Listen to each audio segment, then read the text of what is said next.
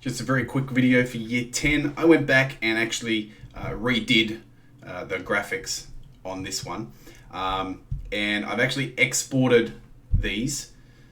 So I did the normal import, but when I exported them, I've turned the sprite size up 3 times, just to make them a bit bigger. I've also named them player for this one, and I download that zip.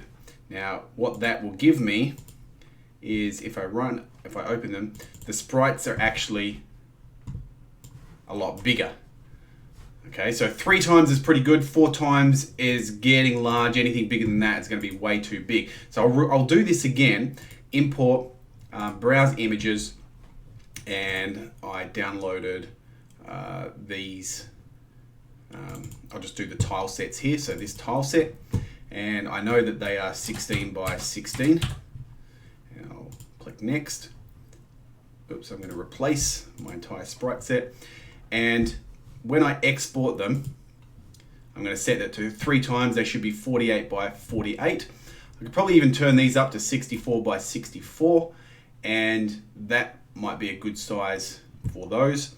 And I'm going to call this tile underscore, because that's what it's going to be, or maybe platforms underscore. That way when I fix these things, it's going to be a lot easier. Now I'm also going to show you one other thing that I'm going to do in a sec. So this is just kind of setting up the project again. I've just gone back and done it, improved upon it. I'll get that enemy characters pack, import as a sprite sheet. They're 16 by, no they're not, they're 24 by 24, aren't they? No, they are 20 by 20, I remember that now. 20 by 20. Next, replace them all. I'm going to make them, I'm just going to export them all actually this time. Export enemies underscore there. They're going to be size 3 and download zip. All right. Now, what I've got is I've got my Godot project file, not Godot, sorry, my GDevelop project file here. I've called it platformer. I'm actually going to just put all of those files into there. So to get them, what I'm going to do is, these are the ones that I've just downloaded. I think it was characters1.zip, and I'll just make sure it is the right one. Yep, it's that one. So I'm going to grab all of those, and I'll make sure I've got my folders side by side.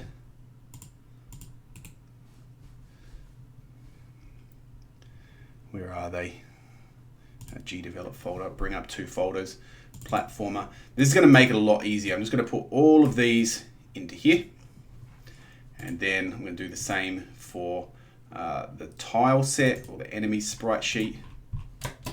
There's a lot of those. I'm not going to use them all. I'm just going to put them all into there.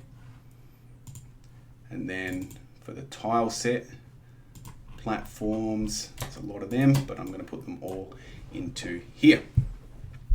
Now what this means for me is when I go to here and add a new object, sprite, and I call this player, and I go add an animation, add, well, they're all in here. Now, this is a bit messy, but if I turn it on to large icons, I can see what ones I want to add in.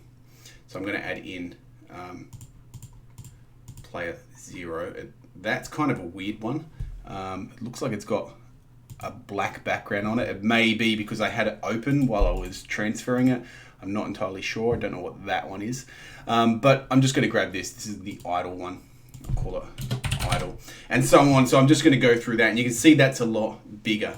Now if I bring that into here, that's a much better size than the microscopic one that I had before. But it's up to you. So I'm going to put this video online. I'm just going to go through and create the levels and stuff. In the next one, I'll talk about adding some code.